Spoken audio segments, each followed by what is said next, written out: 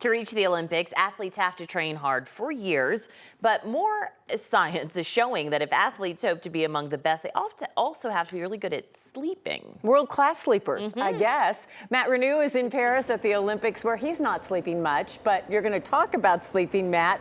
And one of the sleeping doctors lives here in Denver.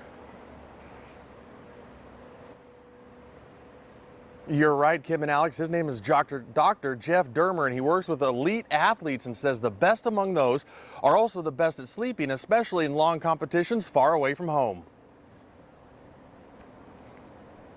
When you see athletes training for the Olympics, it might look like all their hard work is done during the sport of play, but Dr. Jeff Dermer says sleeping is just as important. He says studies show the importance of sleep in his athletes' performance. Most research into athletes and their sleep is now done with people wearing these small rings that help track their sleep patterns over months. And in time for the Olympics in Paris, there's a lot of research to see how sleep is impacted when an athlete has to travel from the United States to Europe and what challenges that travel could mean for U.S. athletes.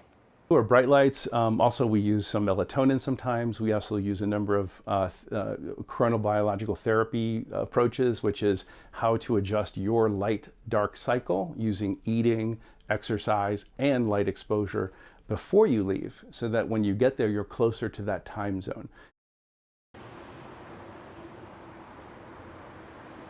Dr. Dermer says that anything less than 7 hours of sleep with most of the population is actually pretty bad over a long period for your health. And he says studies show that those power naps that people take 10 to 15 minutes actually don't help much for your physical health, but actually do a lot mentally because it's like a state of meditation. Reporting from the 2024 Olympics in Paris, I'm Matt Renew.